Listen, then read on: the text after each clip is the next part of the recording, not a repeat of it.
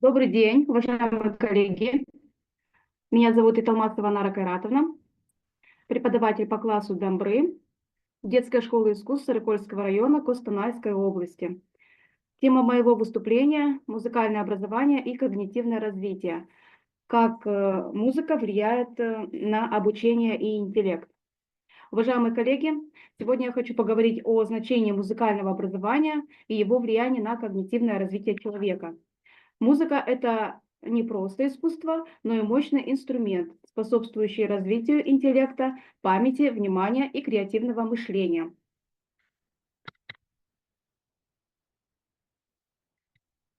Исследования показывают, что обучение музыке положительно влияет на работу мозга.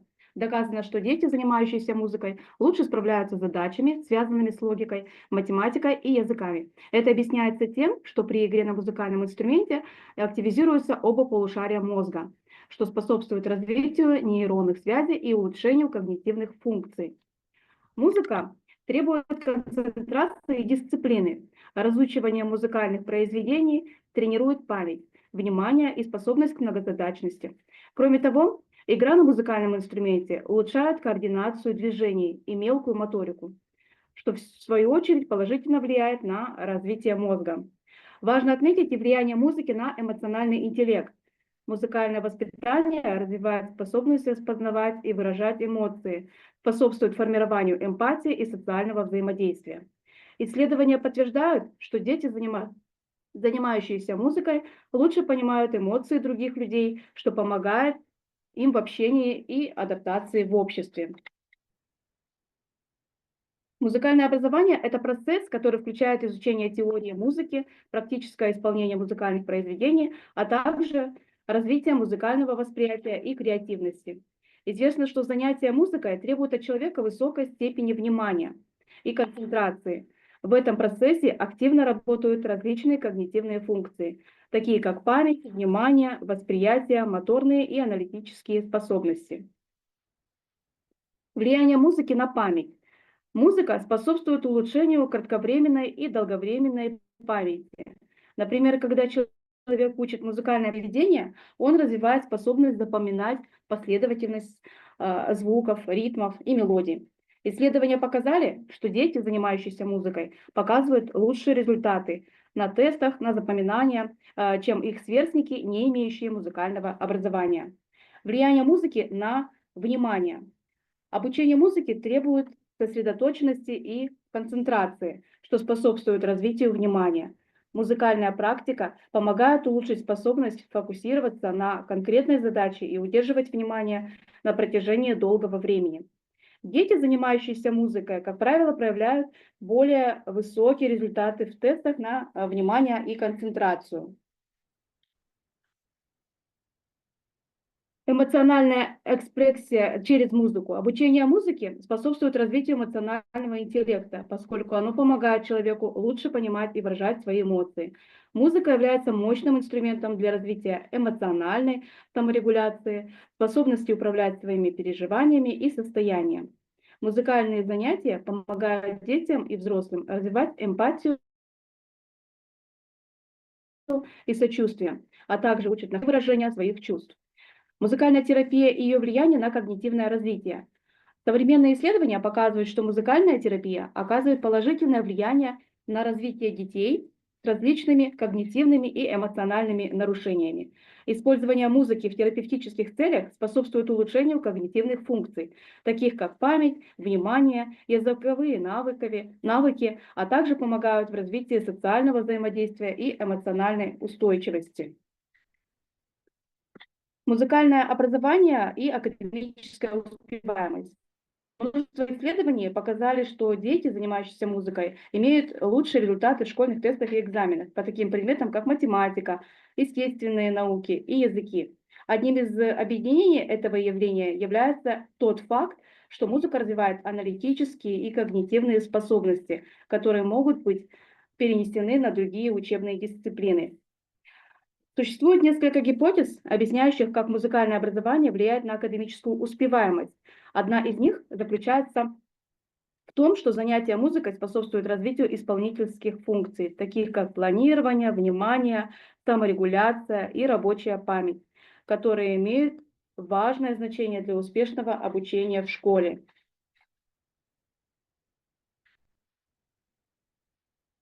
Развитие креативности и навыков решения проблем. Обучение музыке способствует развитию креативного мышления. Музыка учит человека решать проблемы нестандартным способом, искать новые пути решения, что является важным навыком в жизни и карьере. Люди, занимающиеся музыкой, как правило, проявляют более высокую степень креативности и способны к оригинальным подходам в решении задач. Социальные и личностные аспекты музыкального образования.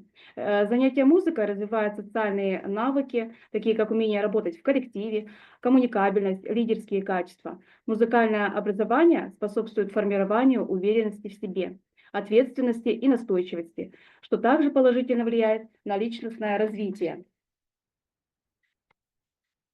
И в заключение хочу сказать, что изучение музыки оказывает значительное влияние на когнитивное развитие, способствует улучшению интеллектуальных способностей.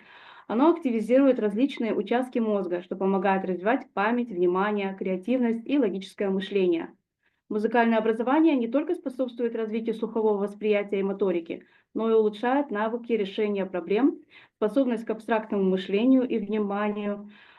Влияние музыки на когнитивные функции проявляется на разных этапах жизни, начиная с детей, у которых наблюдается улучшение успеваемости в учебе, и заканчивая взрослыми, для которых музыкальное обучение может стать инструментом для поддержания умственной активности и улучшения качества жизни. Таким образом, обучение музыке является важным элементом в когнитивном развитии и может служить мощным стимулом для улучшения интеллектуальных способностей. Благодарю за внимание. У меня все. Спасибо. Мадина Коллеги, Булатовна. кто хочет написать? Пожалуйста. Кто хочет написать отзыв на доклад Анары Кайратовны? Есть такие? У кого откликнулась?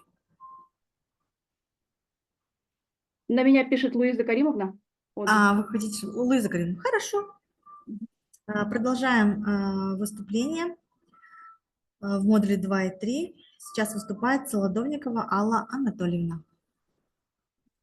Добрый день, уважаемые коллеги.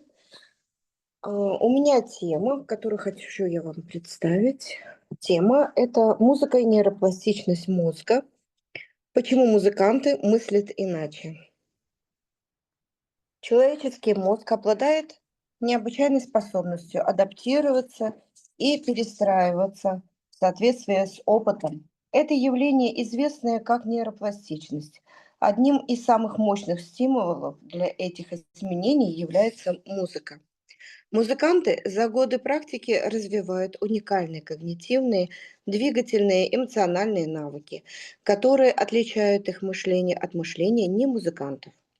Многочисленные исследования в области неврологии показали, что игра на музыкальных инструментах приводит к структурным функциональным изменениям в мозге, усиливая связь между различными областями и улучшая общие когнитивные способности.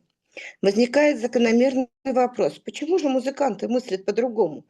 В этом докладе мы рассмотрим глубокие влияния музыки на нейропластичность, делая акцент на структурные и функциональные изменения в мозге музыканта. Понимание взаимосвязи между музыкой и нейропластичностью не только проливает свет на когнитивные преимущества музыкантов, но и подчеркивает важность интеграции музыки в образовательную, терапевтическую практику. Доказано, что занятия музыкой вызывают значительные структурные изменения в головном мозге. Согласно исследованию, проведенному Боголеповой и с авторами, используем МРТ-томографии, у музыкантов наблюдаются явные различия в сером белом веществе по сравнению с немузыкантами. Музыканты, особенно в мужской группе, показали более высокий относительный объем серого вещества. Средний объем серого вещества у музыкантов-мужчин составил 40,25 плюс-минус 3,68% по сравнению с 36 целыми плюс-минус 4,05% в контрольной группе. Эти различия были статистически значимыми. Серое вещество играло важную роль в обработке и хранении информации, а увеличение объема мозга музыкантов свидетельствует о повышении способности когнитивной обработки, запоминанию и обучению. В дополнение к серому веществу исследование также выявило увеличение объема в определенных областях коры мозга. У музыкантов был больше объем кортикальных структур, особенно в областях, связанных с речью, двигательными навыками. Например, объем оперкулярной области, речи-двигательные зоны Брока в правом полушарии мозга музыкантов составил 2,82 плюс-минус 0,10 сантиметров кубических по сравнению с 2,53 плюс-минус 0,94 сантиметров кубических в контрольной группе. Занятия музыкой могут привести к укреплению межполушарных связей. Исследование выявило более сложные структуры в области Брока, левого полушария у женщин-музыкантов. Это нашло отражение в наличии дополнительных складок в треугольной области коры головного мозга, которые облегчают сложную речевую и двигательную обработку. Более того, слияние этой треугольной области с перкулярной и орбитальной областями указывало на усиление взаимосвязи между этими областями мозга. Эти анатомические различия позволяют предположить, что музыканты более эффективно выполняют речевые и двигательные задачи благодаря усиленным связям между полушариями головного мозга. Занятия музыкой также стимулируют мозг адаптироваться к сложным двигательным навыкам и слуховому анализу. Поскольку поскольку музыкантам необходимо сочетать управление мелкой моторики со слуховым восприятием, исследование показало, что у музыкантов повышен объем гиппокампа области, необходимым для памяти и распространения навигации. Это говорит о том, что музыкальное обучение улучшает не только слуховую обработку, но и способность мозга адаптироваться к сложным сенсорным воздействиям. Исследование также показало, что у музыкантов более толстая кора в определенных областях мозга, что может быть результатом постоянной нейропластической адаптации. Вероятно, способствует улучшению слухового восприятия музыкантов и развитию мелкой моторики. Результаты исследований, рассмотренных в данном докладе, подчеркивают глубокое влияние, которое музыкальное обучение оказывает на нейропластичность или пластичность мозга к реорганизациям и адаптации. Музыка, благодаря своим сложным сенсорным и моторным свойствам, стимулирует различные области мозга, что приводит к структурным и функциональным изменениям. Исследование неизменно показывает, что занятия музыкой не только развивают слуховые и моторные навыки, но и развивают способность к многозадачности, укрепляют связи между различными областями мозга. Эти изменения особенно заметны у музыкантов, у которых наблюдается увеличение объема серого вещества и толщины коры головного мозга в областях, связанных с двигательным контролем, слуховой обработкой и более высокими когнитивными функциями. Повышенная функциональная связь между слуховой корой и двигательными областями наблюдается у профессионалов-пианистов, позволяет музыкантам более эффективно справляться с этими разнообразными когнитивными потребностями.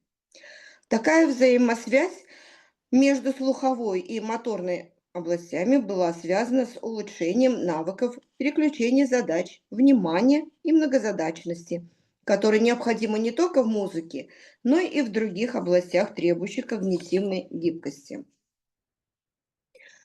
В заключение отметим, что музыкальное обучение служит мощным инструментом для повышения нейропластичности, улучшения взаимодействия полушарий и развития способности к многозадачности.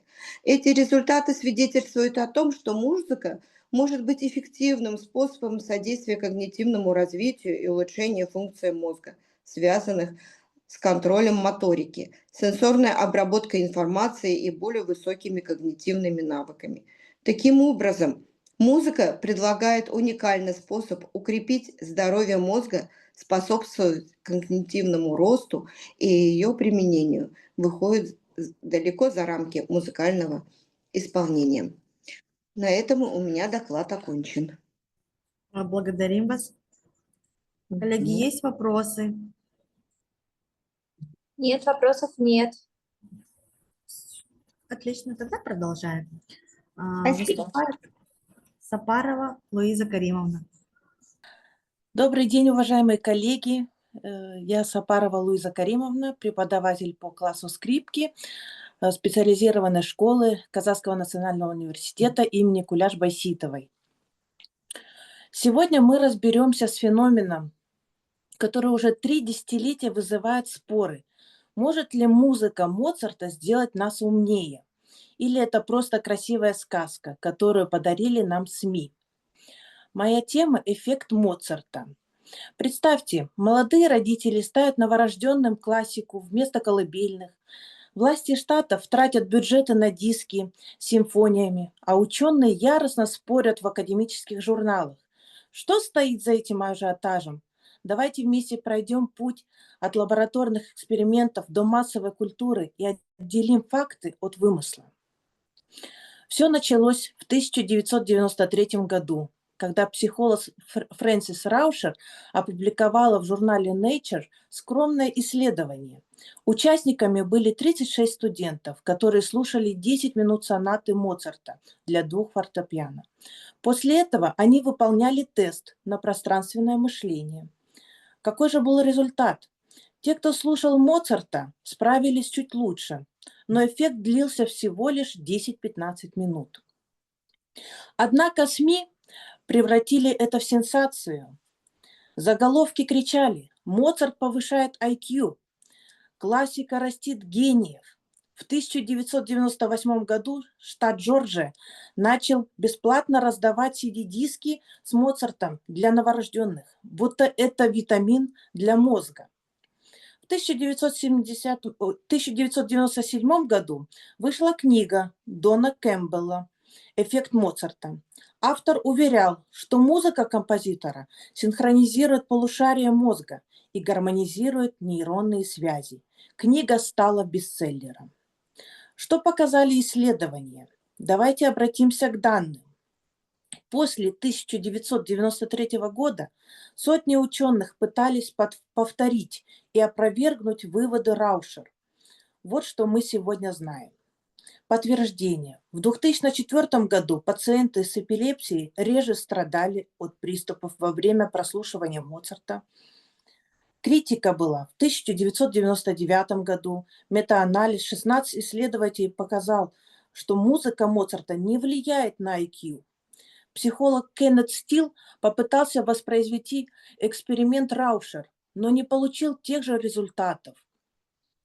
Какая же альтернатива? Возможно, дело не в Моцарте, а в музыке, которая нравится слушателю. Любимая песня или даже рок-баллада могут дать аналогичный эффект. Да? Вот ученые называют это эффектом возбуждения настроения. Музыка бодрит, поднимает настроение, и мы временно лучше концентрируемся. Эффект Моцарта и дети. Есть ли связь? Исследования показывают, что музыка может влиять на развитие мозга детей, но не стоит сводить все к волшебству Моцарта. Первое. Музыкальное образование. Занятия музыкой развивают когнитивные навыки, память, внимание, логику.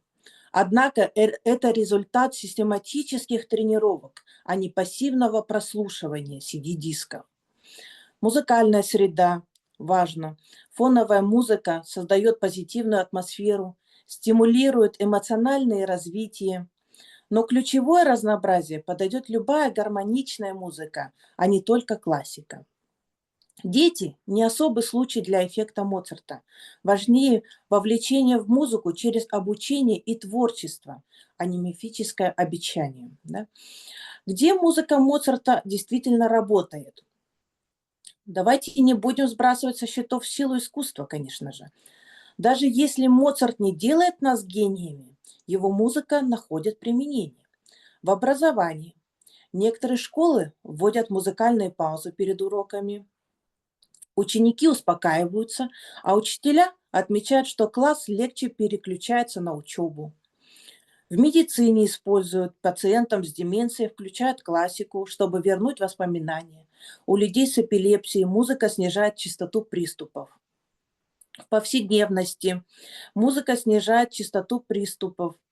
Для многих это способ справиться со стрессом. Мнение экспертов. Позвольте процитировать тех, кто десятилетиями изучает эту тему. Дон Кэмпбелл.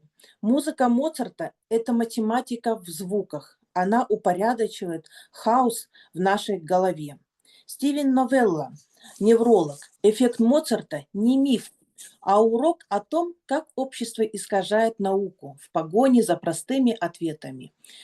И, конечно же, Альберт Эйнштейн говорил: музыка не помогает мне делать открытия, но без нее я был бы беднее душой.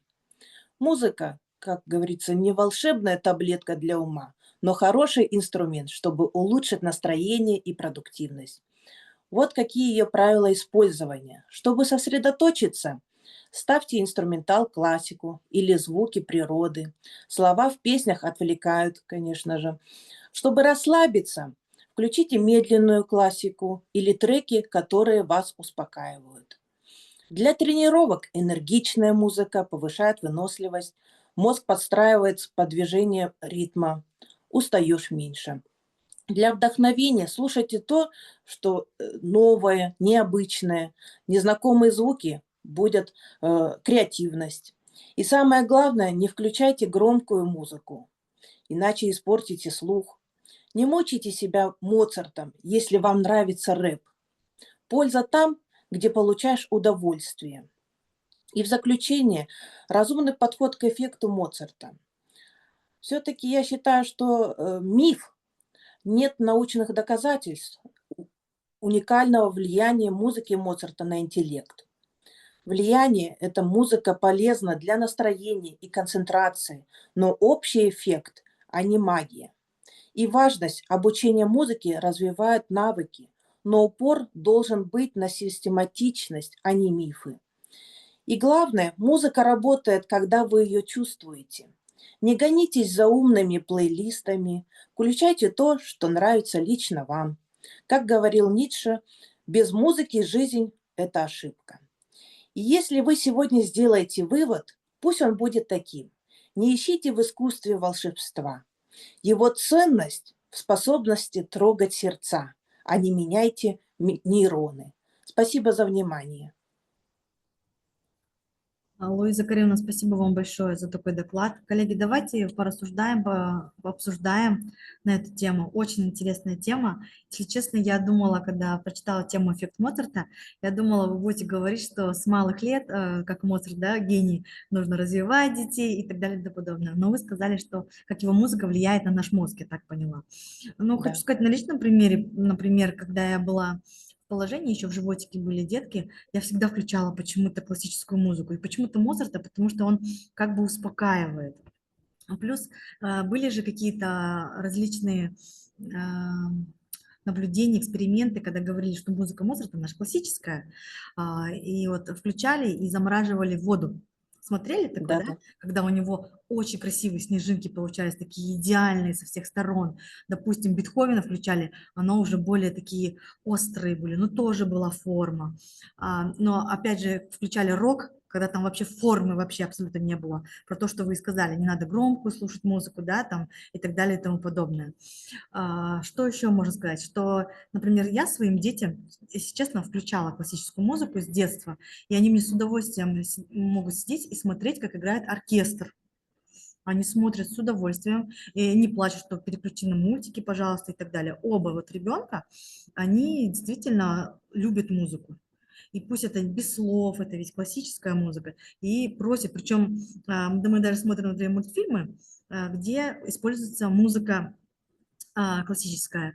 В этот раз они еще плохо разговаривают, и у меня малыш попросил, сейчас я вспомню, Бизе, Джордж Бизе, «Орлезианка». И, в общем, там был паровозик, и едет паровозик, и там, в общем, рассказывается про про темпы, по-моему, Аллегро и так далее. И он мне говорит, Джордж Бизе, что он мне ему...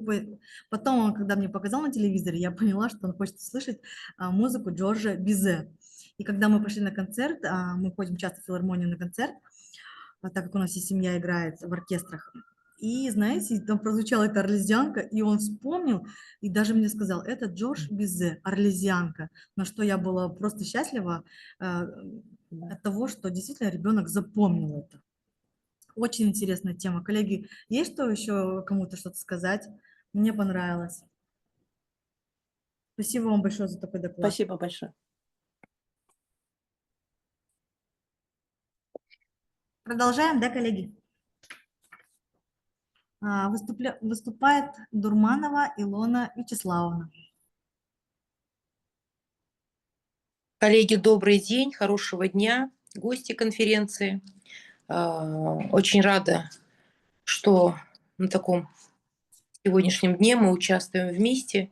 Очень много интересного, познавательного. Открываясь, очень внимательно слушала. Я Дурманова Илона Вячеславовна, докладчица. Тема у меня «Музыка как инструмент улучшения концентрации и обучения». Я учитель музыки в школе-лицее номер 17 города Атырау. Давайте я выключу, наверное, что себе показывать. Значит, музыка играет значительную роль в когнитивном развитии человека и его обучении. Современные исследования подтверждают, что правильно подобранные музыкальные произведения могут способствовать улучшению концентрации, то есть памяти, снижению уровня стресса и повышению, конечно, успеваемости. В данном исследовании влияние музыки будет звучать как когнитивные процессы, а также практический пример внедрения музыки в образовательный процесс. Значит, у меня первое идет влияние музыки на когнитивные функции. И вот прежде чем дальше мне говорить, я хочу сказать вообще, что когнитивные функции означают. Ну, это, во-первых, наиболее сложные функции головного мозга, с помощью которых осуществляется процесс рационального познания мира и обеспечивается целенаправленное взаимодействие с ним. То есть это могут быть восприятие информации, обработка и анализ информации, а также вспоминание и хранение, да, и, конечно же, обмен информацией. И мне вот тоже интересно было, когда я работала с докладом, вообще, какие же витамины улучшают когнитивные функции. Это витамин В6, В12, Е, железо, магний и фосфодиэцилсерин. И, значит, уже когда я перейду к теме, вот у меня музыка, влияние музыки на когнитивные функции, и подпункт идет музыка и внимание. Музыка помогает нам концентрироваться на выполняемых задачах, блокируя отвлекающие факторы и улучшая когнитивную деятельность.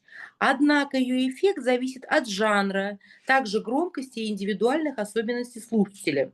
Вот было такое исследование. 3 группы школьников разного возраста проходили тесты на внимание при разных фонах.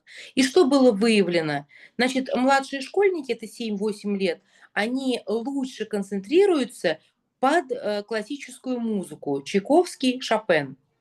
А подростки от 12-14 лет, они эффективно выполняют задания под лофи и эмбиент. Лофи – это эстетика, в значительной степени ориентированная на музыку, которая использует именно приглушенные тона и приземленные образы, чтобы вызвать чувство спокойствия и ностальгии. А также эмбиент стиль такой. Ну, во-первых, это стиль электронной музыки. Он основывается на модуляции звукового тембра. И эмбиент часто характеризует такой вот, как вот атмосферный, такой обволакивающий, ненавязчивый фон звучания. Старшеклассники 16-18 лет, они демонстрируют лучшие результаты в тишине или под белый шум. Например, в одной из школ провели эксперимент, где учащиеся готовились к экзамену под классическую музыку и лофи, и их результаты были на 10-15% выше, чем у тех, кто занимался в полной тишине. Следующий у меня подпункт идет музыка и память. Здесь вот музыка активизирует работу гиппокампа. Э, Это, ну, во-первых, парная структура расположена в височных отделах полушарий. И гиппокамп, он выполняет функцию кратковременной памяти, что отвечает за последующий перевод информации в долговременную память. Чуть долгосрочную не сказала. То есть, значит, музыка активизирует, когда работу нам гиппокампа, это отдел мозга, отвечающий за формирование памяти, что, конечно же, способствует чему? Ну, это лучшему запоминанию какой-либо информации. И тоже вот было исследование Герасимовой в 22 году. Группа студентов изучала иностранные слова под классическую музыку, а другая просто без музыкального сопровождения. И, конечно же, первая группа запомнила на 18% больше. Конечно, это же была большая такая результативность. Или пример, допустим, в Казанском университете проводили обучение испанскому языку в 2 группах.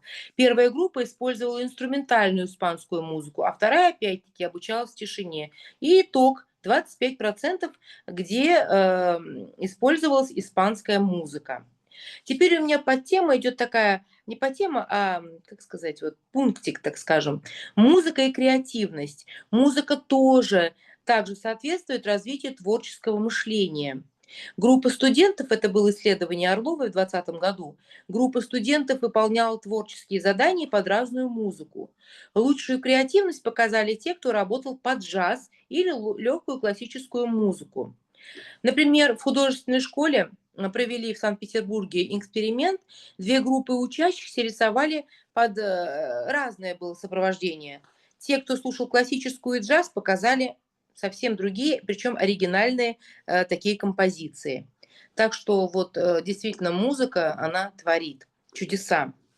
Теперь музыка в образовательном процессе. Вот такой подпунктик у нас будет: музыка перед экзаменами.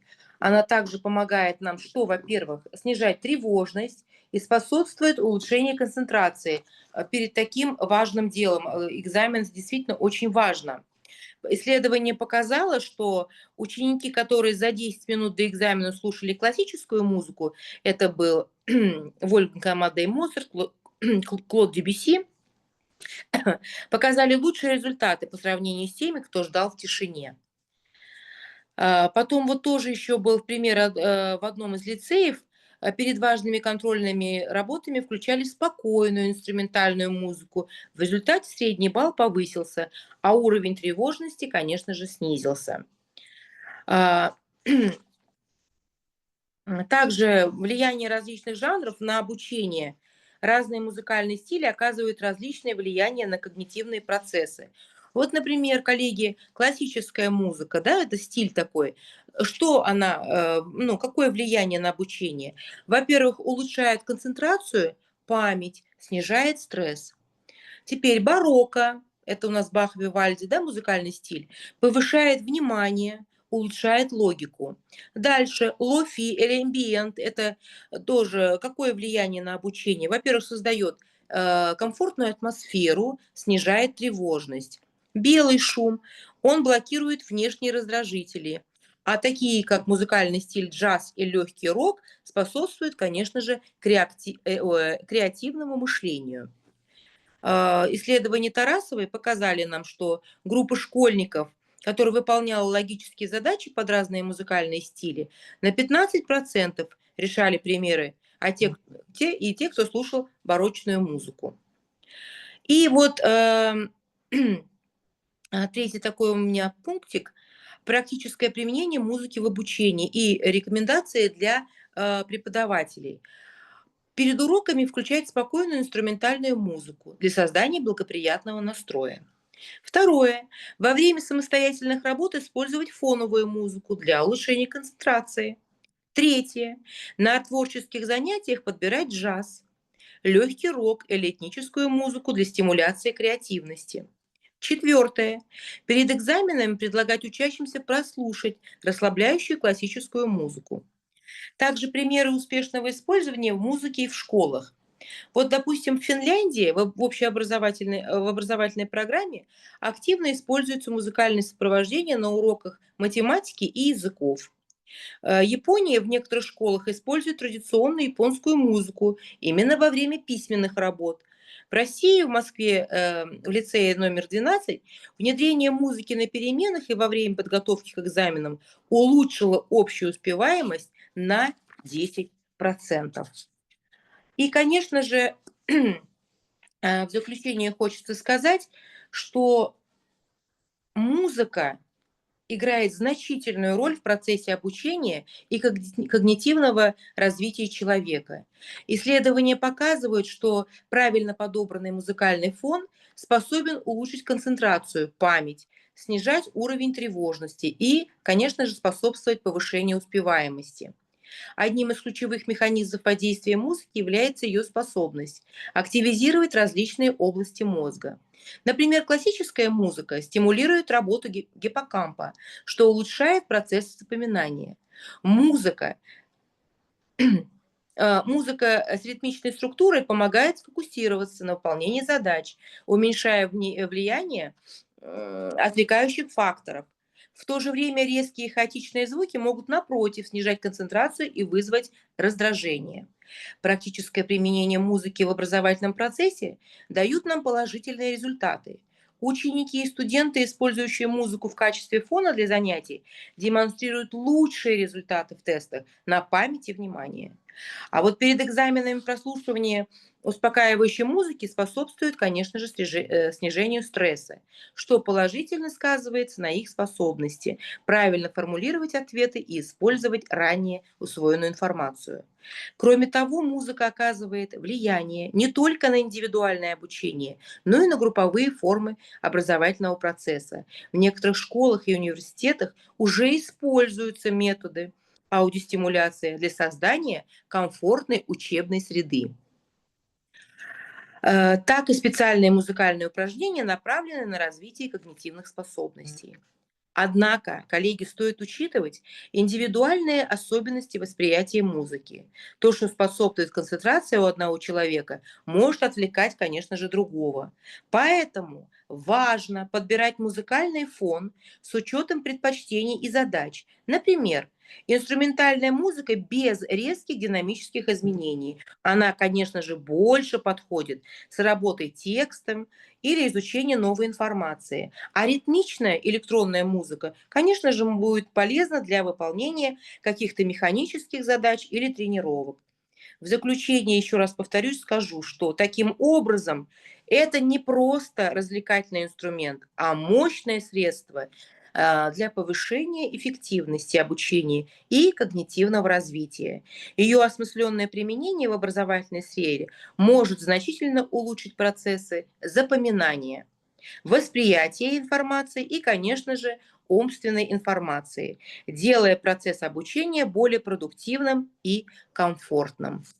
Спасибо, коллеги, что меня выслушали. У меня все. Коллеги, есть вопросы? Илона Вячеславовна, можно вам задать вопрос? Да, конечно.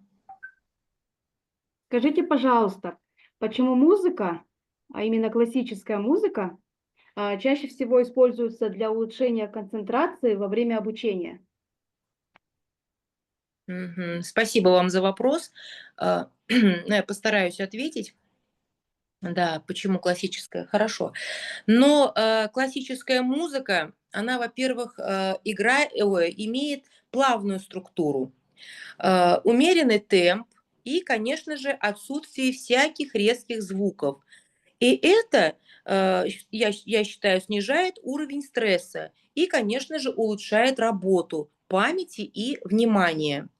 Она, во-первых, что? Активизирует часть мозга, связанная с когнитивной деятельностью, при этом не создавая каких-то лишних отвлекающих факторов.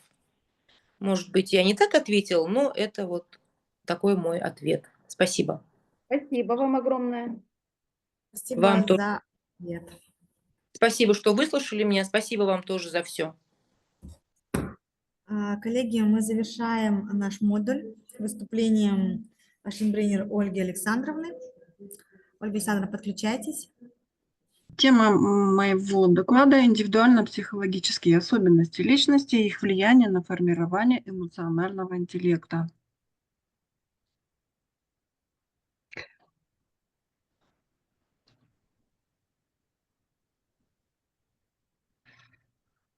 Термин «эмоциональный интеллект» впервые был введен американскими психологами. Значит, что же такое, что это за понятие эмоциональный интеллект? Питер Селловей и Джон Мейер предложили свою концепцию понятия эмоциональный интеллект, в котором определили, что эмоциональный интеллект – это способность глубокого постижения, оценки и выражения эмоций. Это способность к управлению эмоциями, способность понимать эмоции, эмоциональные состояния, которая способствует эмоциональному интеллектуальному росту личности. Они выделили 4 компонента, которые составляют структуру эмоционального интеллекта. Первое – это идентификация эмоций.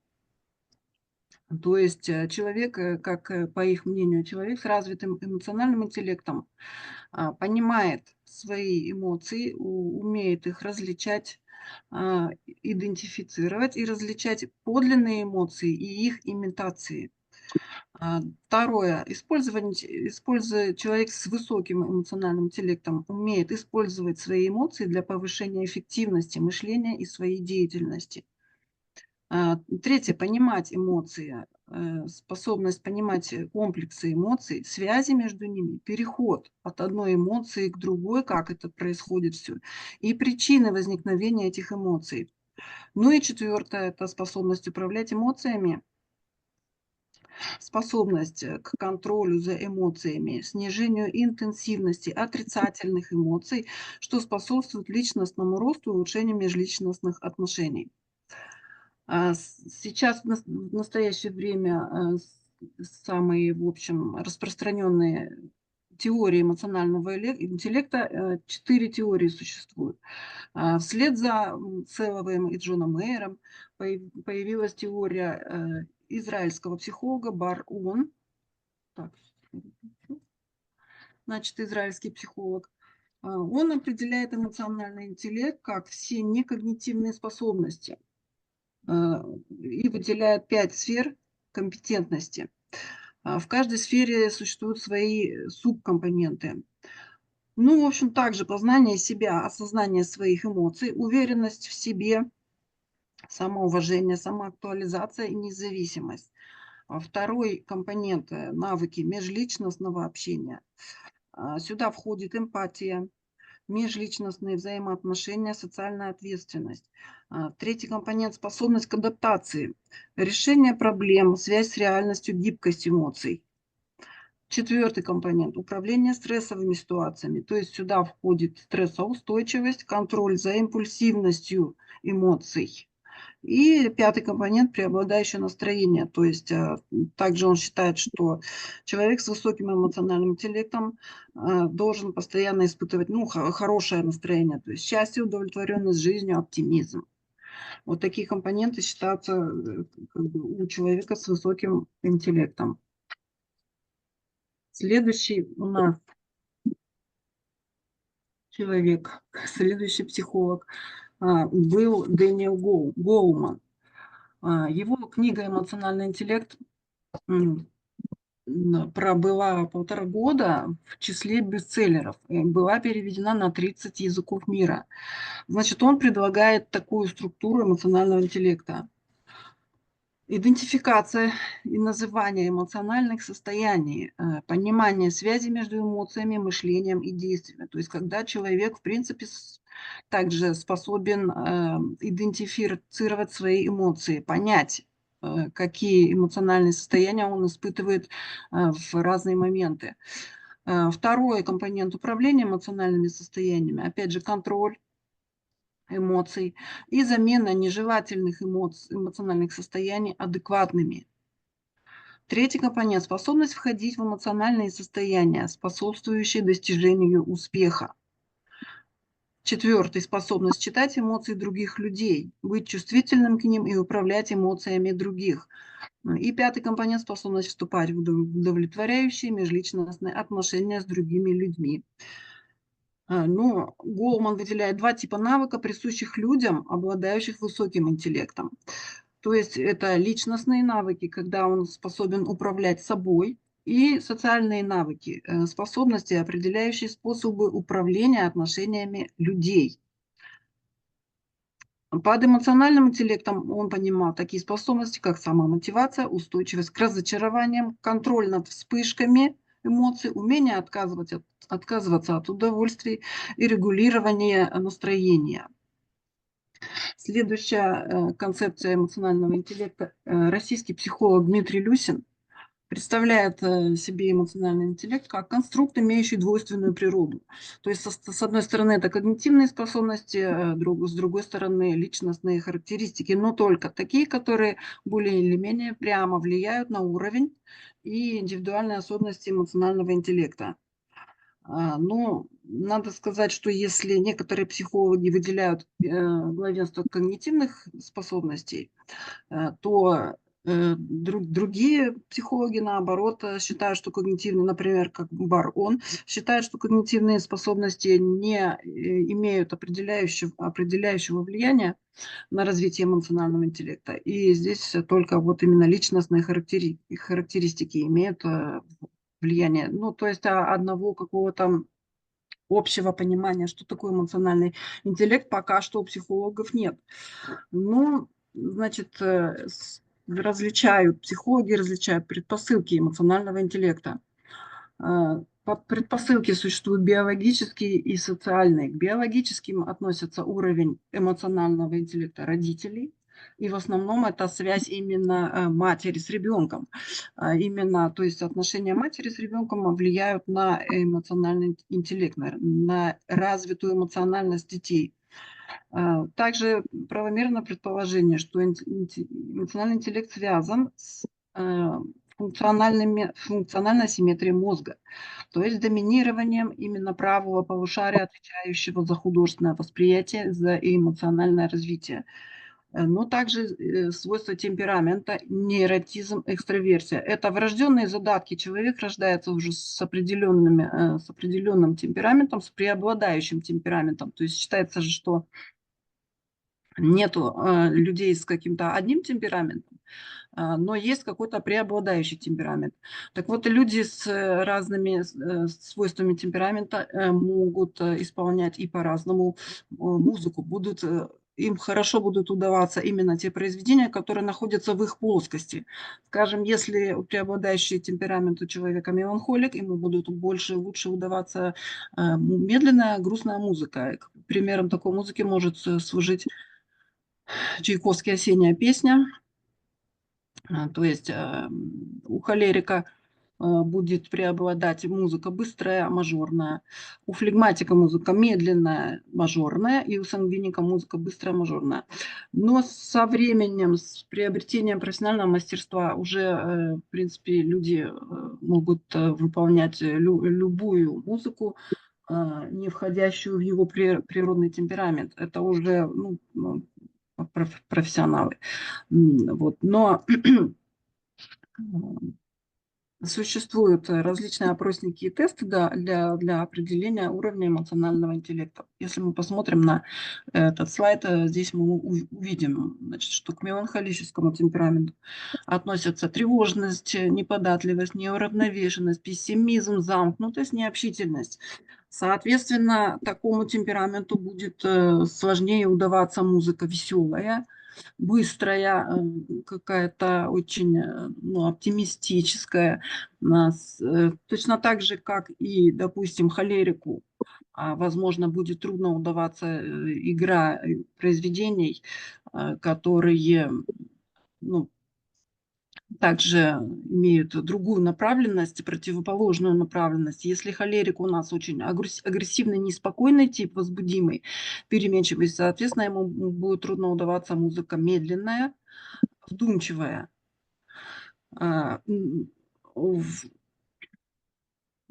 Значит, Различные тесты дают различные характеристики, то есть для эмоционального интеллекта имеет значение тревожность, уровень тревожности личности. Какие-то акцентуации существуют, тест Леонгарда на 9 акцентуаций. И значит, существуют некоторые методики для развития эмоционального интеллекта. То есть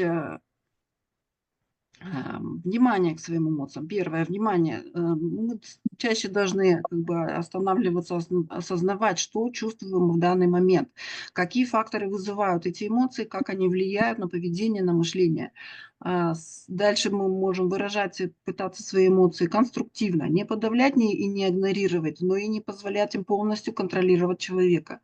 Регулировать эмоции, научиться смягчать негативные эмоции, такие как гнев, страх, грусть, обида, развивать сочувствие, то есть вживаться в положение других людей, понимать их чувства, мотивы и потребности, выражать уважение и поддержку.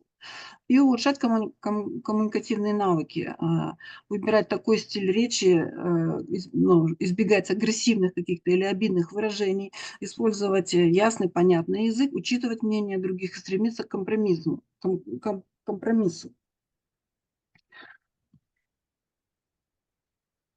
И как следствие, человек с высоким уровнем эмоционального интеллекта считается человек, который понимает свои эмоции, знает роль чувств в общении, умеет их регулировать, управлять своей внутренней мотивацией. И, соответственно, человек с низким уровнем эмоционального интеллекта – это человек, в общем, импульсивный, конфликтный, раздражительный, нерешительный, не умеющий сдерживать свои негативные эмоции. Ну и, в общем, в заключение хочется сказать, что некоторые психологи считают, что эмоциональный интеллект развить невозможно, потому что так как считают это устойчивой способностью. Но есть и другие, которые считают, что его можно и нужно развивать, так как подтверждение этому служит то обстоятельство, что нервные пути мозга развиваются примерно до середины жизни человека. То есть у нас речь идет о, то есть проблема в том, что наши ученики, дети, они еще в силу своего возраста могут не испытывать те необходимые эмоции, которые нужны в исполнении произведений, которые нам необходимы. Поэтому их нужно обязательно как-то развивать. И ну, так как вот у них недостаточно жизненного опыта. Здесь нужно развивать их образное мышление, ассоциативное мышление. Все эмоциональные состояния, которые они будут испытывать, они должны хранить в памяти, запоминать и воспроизводить при исполнении произведений, при необходимости каких-то эмоций. Эти эмоции они должны уметь генерировать, создавать каждый раз, когда исполняют какие-то произведения. И чем больше этих эмоциональных состояний будет в их архиве, в их запасе, тем выразительнее будет их исполнение, которое будет оказывать максимальный эффект на слушателя, максимальное эмоционально-эстетическое воздействие, что, в общем-то, является главной целью исполнения музыки. И мне пришла мысль такая, что ну, оно, собственно, и так понятно, что наша деятельность музыканта очень сродни где-то деятельности актера. Актер на сцене тоже должен вживаться в образ, пропуская через себя все эмоции. И, естественно, эти эмоции он должен испытывать на самом деле. То есть реально в этот момент он должен именно испытывать все эти эмоции. Может быть, эти эмоции могут не соответствовать его состоянию в данный момент, тем не менее, он должен уметь входить в образ и выражать различные эмоции. Эмоции радости, восторга и ликования, может быть, где-то грусти, печали. То есть в данный момент, когда он играет это произведение, музыкант должен эти эмоции уметь генерировать, создавать.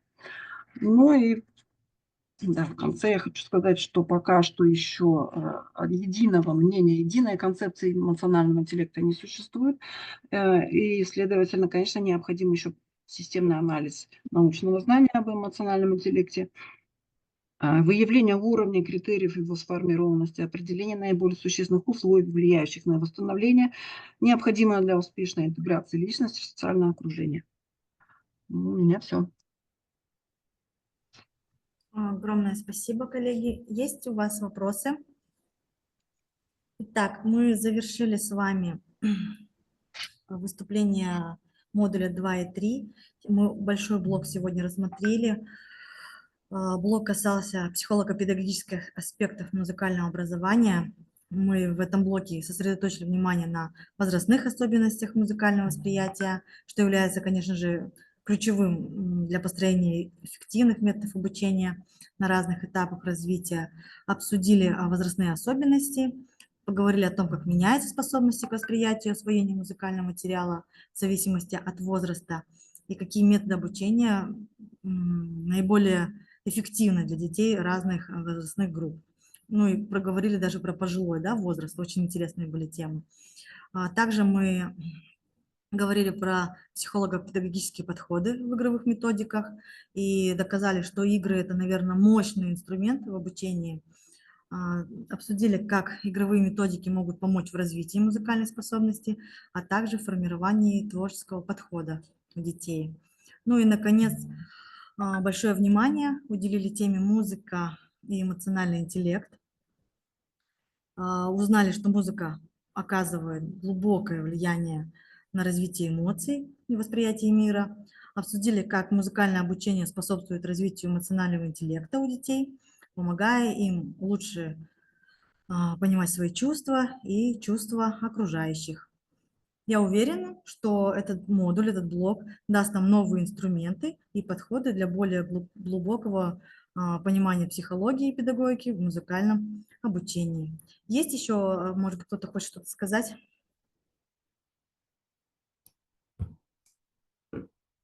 Коллеги, обсуждение.